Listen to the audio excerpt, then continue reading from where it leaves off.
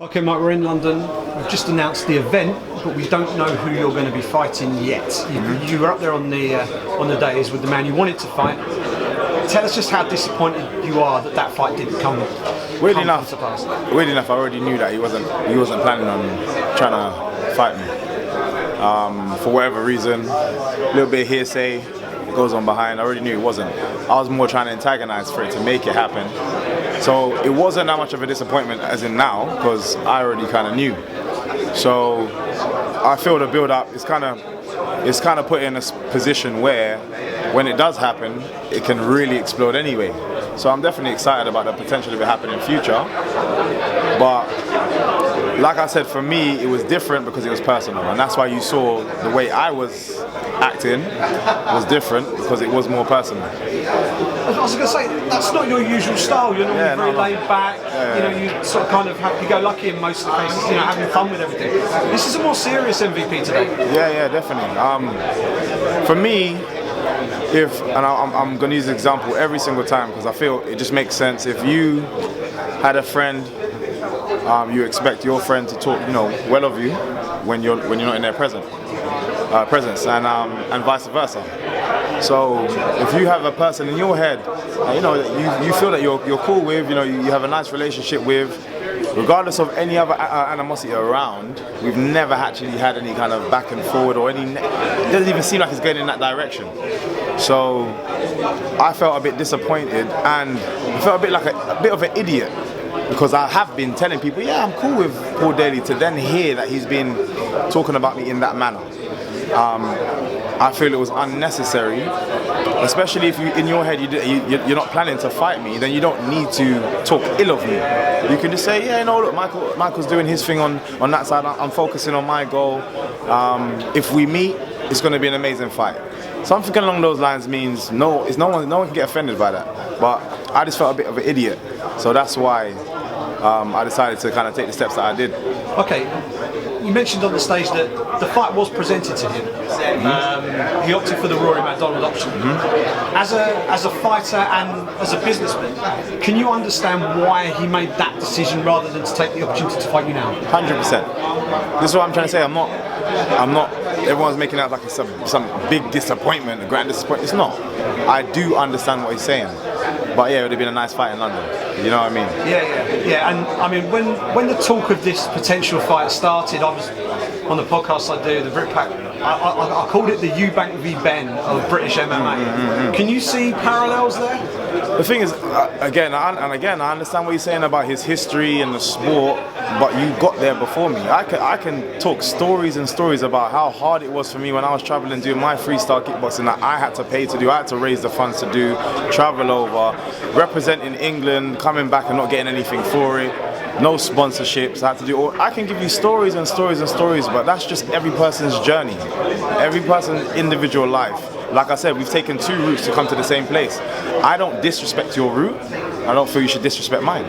The reason why I'm able to do what I do is because of my past. The style, he could never do what I do. If I was to put him in a freestyle kickboxing fight, he'd get demolished. So, but I understand that's not where you come from. You'd be so frustrated doing that kind of style, but everyone's got a history, everyone's got a story. But so this is what I'm saying, this is why I don't like to follow people's, or like try and chase people's likes. This was solely personal because I felt a bit disappointed in him as a person. And as a person I thought I could have called friend, like me and him are cool. That was purely it. Yeah, and you were both on the same card in London last year. He was the main event. You stole the show. Yep. Is that the plan this time around as well? I don't plan to steal shows, I just steal them. Last time, like in London, it was electrifying for me. I had a lot of support there, and it was weird because when I actually came back out, by the time I came back out, it was the main event was starting and the place looked empty. It wasn't the same, and I do feel I've got that kind of pull in London. I do feel that London's my home. Like obviously, I know Paul's from London, but he doesn't live here at present, you know what I mean? He's up north, so it's a bit of a different crowd that you're having to try and pull down to London to get the tickets going. So for me, London's my stage, and I think just because of my personality and who I am and how I fight, that I'm just gonna go and do my thing again, and it's gonna be a big show. There's been a lot of hype and interest in your career as you're moving your way up. Yeah. In the main, you've delivered highlight reel performances. Last time out didn't quite go perhaps the way that you and a lot of the people who were tuning in was hoping for. It's kind of the first, if you can even call it a sort of a bump in the road. How did you react to that after the fight? And what's your how have you looked to address that moving forward? Me personally, I was fuming. I was so annoyed at myself. To be fair, the whole trip, like everything, just didn't go according to plan.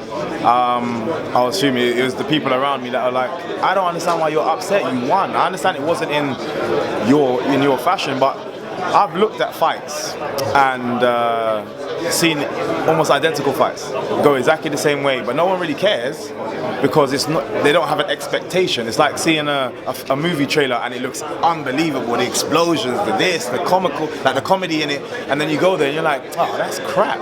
It's a bit of a letdown. So I understand how people felt towards it, but as you say, it's a small hump in the road, and I still managed to keep my W.